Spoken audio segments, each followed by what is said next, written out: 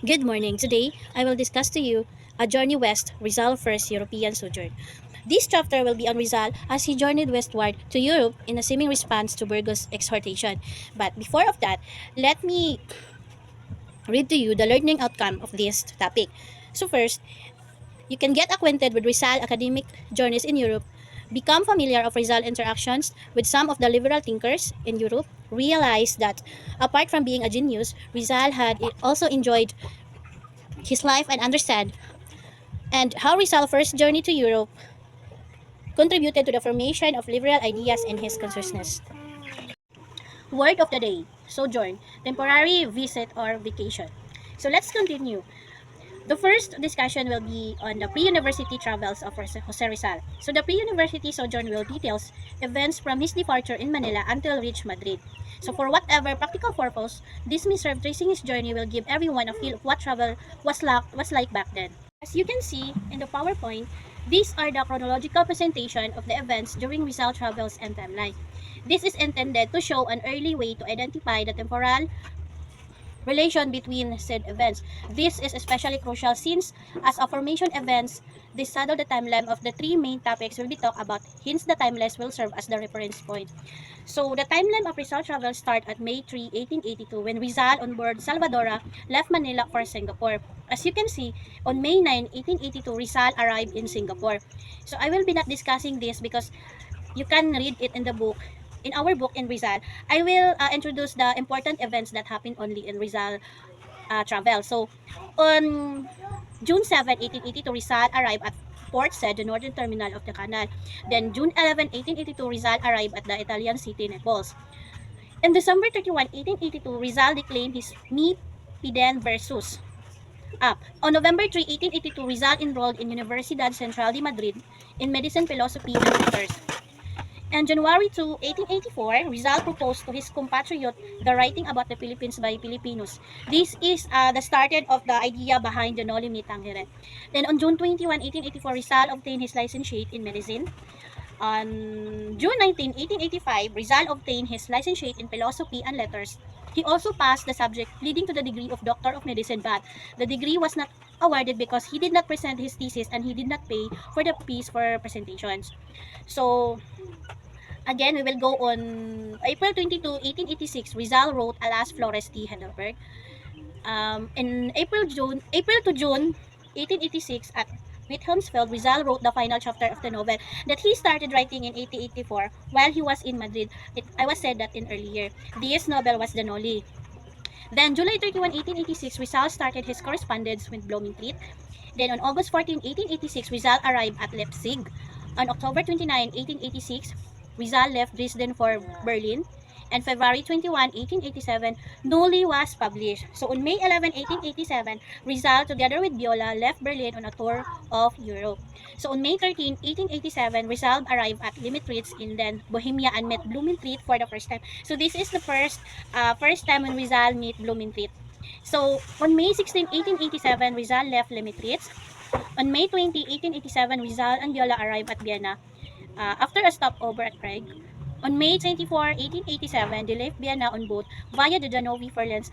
May 25, 1887, they arrived at Salzburg. May 26, in 1887, they arrived and stayed in Munich. May 30, 1887, they left for Stuttgart. On May 31, 1887, they arrived at Stuttgart. On June 6, 1887, they arrived at Geneva. On June 23, 1887, Rizal parted ways with Biala because Rizal was going to Rome and Biala to Barcelona. So on June 27, 1887, Rizal arrived at Rome. On July 2, 1887, Rizal was in Marseilles. On July 3, 1887, Rizal left Marseilles for Manila. So those ending his first European sojourn. Those are the presentation of the timeline of Jose Rizal travels in Europe. So Jose Rizal's travels in Europe were pivotal in shaping his views, writing, and his visions for the Philippines. His journey was not just a personal adventure but a strategic mission to gather knowledge and support for his cause. So Rizal's primary reasons for venturing to Europe included furthering his medical studies, making a name for himself in journalism and understanding European societies. To prepare for the liberation of the Philippines from Spanish rule, he aimed to observe the cultures, the governments, and laws of European nation to aid and in his mission.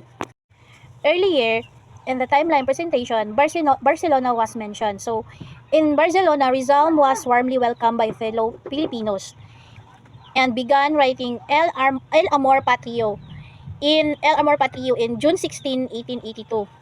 This showcased his commitment to his homeland and marking his entry into journalism. However, the initial impression of Barcelona was unfavorable, but he later appreciated its atmosphere of freedom and liberalism. So the second mention is the Madrid. So in Madrid, he enrolled at the Universidad Central de Madrid on November 3, 1882. So studying the medicine and philosophy, fine arts, and language. Rizal also got involved with the Circulo Hispano-Filipino and joined the Masonic fraternity, connecting with progressive thinkers. So next is Paris. So in Paris, Rizal worked as an assistant to an ophthalmologist and associated with prominent figures like Pardo Tebera and Juan Luna. Enriching his cultural experiences, he was enchanted by the city's beauty and the courteousness of its residents. So on June 19, 1885, Rizal obtained his licentiate in philosophy and letters. In November 1885, Rizal was living in Paris and worked under the fame of ophthalmologist Dr. Louis D. Wickert. Next is Germany. Germany, Heidelberg, Leipzig, and Berlin.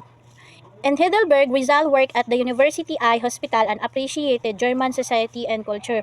His time in Leipzig involved translating significant works into Tagalog, and in Berlin, he completed Noli Me Tangere.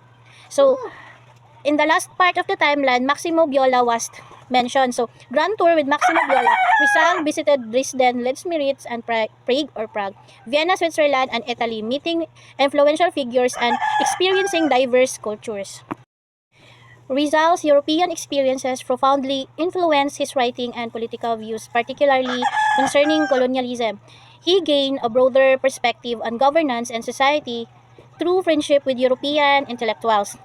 His travel instilled in him a deep appreciation for the industrious nature of the German people and fostered an intellectual exchange with scholars like Blumentritt, which shaped his nationalist ideas. Continue discussing Rizal as a student. So, these are the important events in Jose Rizal's student life. It started in early academic excellence in Binyan. At the age of 9, Rizal studied in Binyan under Maestro Justiniano Aquino Cruz. He quickly surpassed classmates in Spanish, Latin, and other subjects, earning a reputation as the top student, and his artistic talent also flourished under painter Juancho. In Ateneo de Manila triumphs, classroom leadership, Rizal became the emperor or the top student of his class within a month, earning a religious picture as a prize. Graduation with honors. He graduated sobresaliente or excellent in 1877, earning a Bachelor of Arts degree and earned five medals. He wrote the operetta Junto al Pasig and sculpted a wood image of the Virgin Mary, showcasing his multidisciplinary talents. And University of Santo Tomas, UST Challenge, Rizal shifted to medicine to cure his mother's worsened eyesight, balancing a pre-med courses with philosophy and letters. He excelled in the latter but faced discrimination from Dominican faculty. So with his secret pact with Pathiano, he and his brother agreed that Pathiano would care for their family while Jose pursued reformist goals in Europe. So in the book, Patiano instructed Rizal to use that surname upon entering Ateneo because the surname Mercado was already compromised by his association with Burgos. He now instructed Rizal to use the Mercado in case Rizal activities had aroused suspicion to the family's second surname. So, account vary as to why Rizal had to go Europe aside from his rather known reason to eventually cure his mother falling outside. Austin Craig stated that it's more genetic, obtaining a better education, while Leon Maria Guerrero cited that or noted that Rizal desired to challenge his poetic genius abroad. And of course, disappointments we had with the Dominican education. And so Rizal left his country for the first time with whatever eagerness he had, so finally experienced the glorious Europe, being eclipsed by the longing in his heart for the land from which he had just departed as he hastily sketched Manila's skyline as it receded from his view. The trip on Salvadora was rather uneventful, but throughout that journey to Singapore barely nothing escaped Rizal's observant eyes. He even recorded it.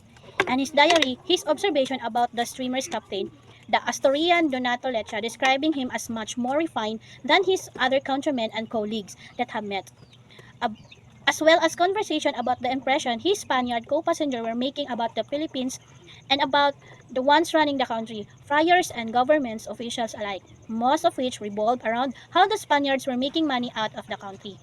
While Rizal was on Singapore, went on an excursion visiting like churches, temples, and gardens.